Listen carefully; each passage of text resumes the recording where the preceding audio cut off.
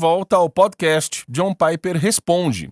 Regularmente, respondemos as perguntas sobre coisas como separação igreja-estado, sobre ativismo político, sobre cristãos e patriotismo, sobre bandeiras dos Estados Unidos dentro das igrejas e cultos, coisas assim. Aqui está outra pergunta sobre esse tema de um ouvinte chamado Mateus.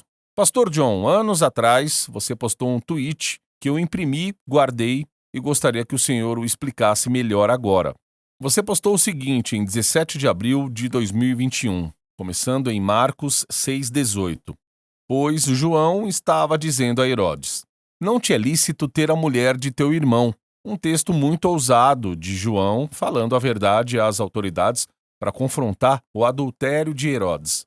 Então você disse o seguinte: por todos os meios esteja disposto a perder sua vida para falar a verdade às autoridades. Mas sempre tenha em mente a grande diferença entre isso e agitar bandeiras políticas. Você pode expor isso? O que marca essa grande diferença entre falar a verdade às autoridades e agitar bandeiras políticas? Que fatores distinguem os dois em sua mente? Deixe-me começar dando 6 descrições do que quero dizer com agitar bandeira política, que deve ser evitada, e em seguida me voltar e tentar dizer algo construtivo sobre falar a verdade às autoridades. Então, no tweet eu disse: por todos os meios, esteja disposto a perder sua vida para falar a verdade às autoridades. Mas sempre tenha em mente a grande diferença entre isso e agitar bandeiras políticas. E aqui está o que quero dizer com agitar bandeiras políticas nessa afirmação. Lembre-se de que estou tratando o agitar da bandeira política aqui como algo ruim, embora saiba que existe uma definição de agitar bandeira política que não é em si uma coisa ruim. Eu não estou falando sobre isso, então, para deixar isso claro, eu vou usar a palavra ruim para designar o agitar da bandeira política de que estou falando. E descreverei um bom agitar de bandeiras políticas em apenas 1 minuto. Aqui está o que quero dizer com má agitação de bandeira política. Número 1. Agitar bandeira política de modo ruim significa agitar a bandeira da lealdade partidária, isto é, lealdade partidária, como uma lealdade final e última. Isso é ruim. Número 2. Agitar bandeiras políticas de modo ruim significa afirmar uma posição moral ou social sem fazer uma diferença clara entre defender a posição e defender o partido que também pode defender a posição. Você está defendendo a posição ou está defendendo o partido? Faça a distinção. Número 3. Agitar bandeiras políticas de uma má forma significa expressar uma esperança indevida pelo bem comum nas estratégias da política partidária. Agora, existem aspectos do bem comum que podem, de fato, vir por meio da política partidária. Sim, existem. Mas também há um nível indevido e injustificado de esperança que deve ser evitado. Número 4.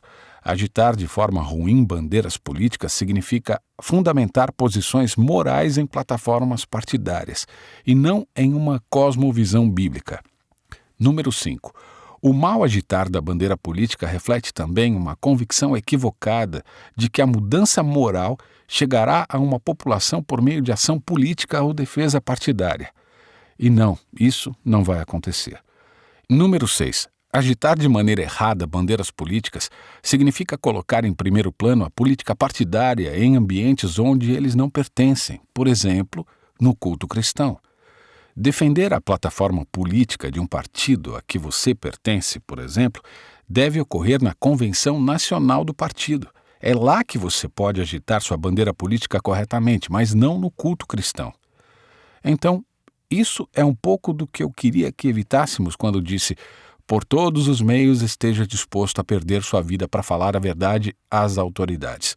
Mas sempre tenha em mente a grande diferença entre isso e agitar bandeiras políticas. Agora, e o dizer a verdade às autoridades?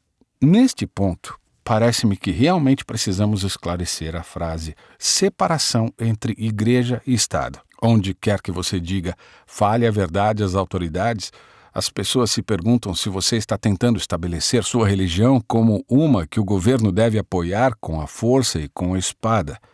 É isso que você está fazendo quando diz fale a verdade às autoridades, tentando inserir sua própria religião como uma religião que o governo usaria sua espada para estabelecer ou defender? Portanto, precisamos esclarecer a frase separação entre igreja e Estado. E parece-me que esta frase está hoje rodeada de confusão.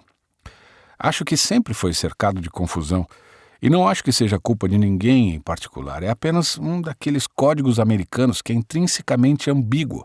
Então, quando temos uma frase como essa, e há muitas delas, aqueles que as usam, como eu agora, têm a obrigação de dar alguma orientação sobre o que querem dizer com essa frase. Você não pode simplesmente jogá-lo como se todo mundo soubesse do que você está falando.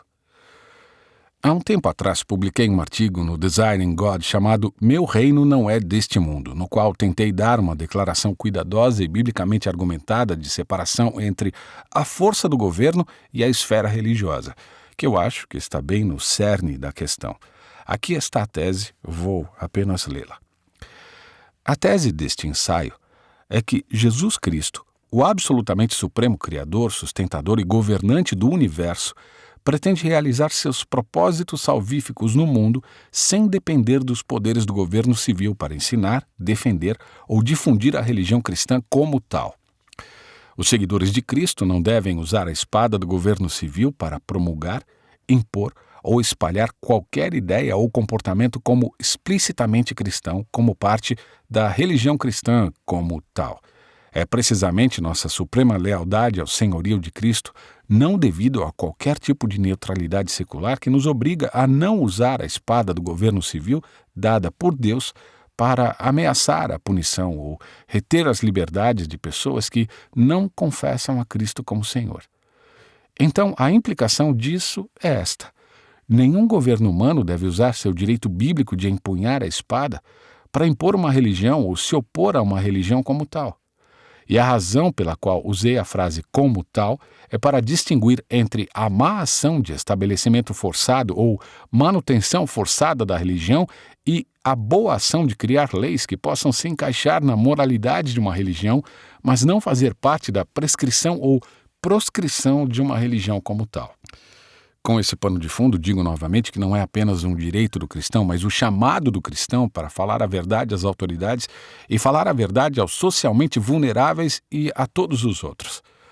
Devemos dizer ao presidente dos Estados Unidos e devemos dizer ao mendigo na rua: creia no Senhor Jesus e você será salvo. Se você não acredita, senhor presidente, senhor José, você está sob a ira de Deus. Pare de matar bebês no útero. Pare de usar drogas na rua. Seja justo. Pratique o amor e a bondade. Ande humildemente com o teu Deus. Miqueias 6:8.